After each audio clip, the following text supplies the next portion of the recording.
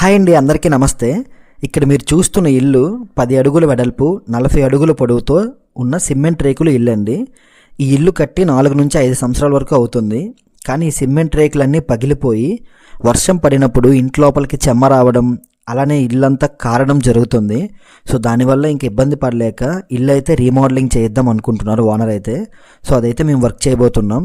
ఇల్లు మొత్తం ఈ రేకులన్నీ రిమూవ్ చేసేసి స్లాబ్ వేసి, అలానే ఇంటి బ్యాక్ సైడ్ టెర్రస్ పైకి వెళ్ళడానికి స్టెప్స్ అంటే మెట్లు ఇవన్నీ రెడీ చేయబోతున్నామండి. సో ఈ వీడియో చాలామందికి ఉపయోగపడుతుంది అనుకుంటున్నాను. సో వీడియో అయితే ఎండ్ వరకు చూడండి, ఓకేనా.